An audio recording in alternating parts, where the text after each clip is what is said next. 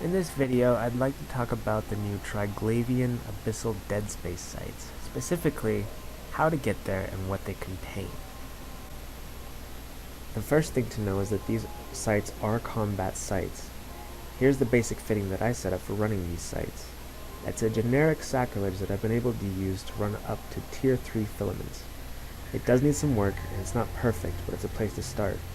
One thing that I quickly learned is that no matter which ship you decide to fly, you need enough DPS to finish the site within 20 minutes or your ship will be destroyed.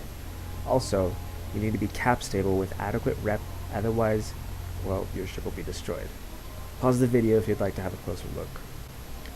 To enter Abyssal Deadspace, you will need to find items known as filaments from data exploration sites in K-Space. These filaments come in 5 tiers. From easiest to hardest, those are calm, agitated, fierce, raging, and chaotic. Those are tiers 1 through 5 respectively. The filaments only allow cruiser-sized ships to enter. I believe I remember hearing from FanFest that T3 cruisers would be excluded, but don't quote me on that, I could be wrong. Also note that the only filaments that you can find from K-Space exploration sites are the calm filaments. Those are tier 1 filaments. You get the higher tier filaments as rewards from running the Abyssal Deadspace sites. Once you have a filament in your cruiser's inventory, right-click on it while flying in space and click Use Filament. A window will appear displaying which difficulty tier the filament is and also what kind of space it leads to. You can mouse over the icon showing which type of space it is to see what you'll be dealing with. When you're ready to enter, just click the shiny button at the bottom. Remember that once you are in, a beacon becomes lit in K-Space and anyone can find where you are and ambush you when you come out. But also, you can light these things in any system, so if you light them in a high sec, you get the marginal protection of Concord. There are 5 types of Abyssal Deadspace. Each type has certain bonuses or negative effects similar to the nebulas found in Wormhole Space. Those 5 types are Electrical Storm, which has a penalty to EM damage resistances but a bonus to capacitor recharge rate. Exotic Particle Storm, which has a penalty to kinetic damage resistances but a bonus to scan resolution. Gamma Ray Afterglow, which has a penalty to explosive damage resistances but a bonus to shields. Plasma Firestorm, which has a penalty to thermal damage resistances but a bonus to armor. And lastly, the Dark Matter Field, which has a penalty to turret range but a bonus to ship velocity. Upon entering Abyssal Deadspace, you will notice a 20-minute timer start with a red icon in the upper left corner of your screen. If the timer runs out before you finish the site, your ship will be destroyed and you'll have to pod yourself to get back home. Also, there are 3 things you want to look out for. First and most important is the combat instance that you will face. Thus far, I have only seen 4 different types of combat instances that you can face in these sites.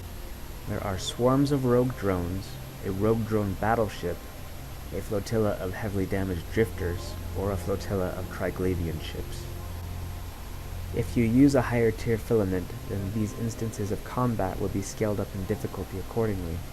Note also that these enemies will destroy your pod, so go in with an empty clone. The second thing to look out for is the Triglavian structures. These will show up on your overview as soon as you enter the site. The structures that I have seen so far include Triglavian towers, Triglavian bioadaptive caches, and the Triglavian transfer conduits. There are 2 types of Triglavian towers. Those are the multi-body tracking pylons and the deviant automata suppressors. The multi-body tracking pylons increase the tracking speed for turrets of all ships within its range. The deviant automata suppressor attacks any and all drone-sized vessels within its range. This includes the small swarms of rogue drones, so you can use those to your advantage. The towers come in 3 sizes: light, standard, and heavy. The difference between them is the range of their effects. The Triglavian bioadaptive cache is some sort of cache that Triglavians leave for each other as they transit abyssal space. These structures can be destroyed and their wrecks can be looted. The wrecks contain all of the rewards for these sites, so be sure to blow them up and get your stuff. The Triglavian transfer conduit is a mix between a stargate and an acceleration gate.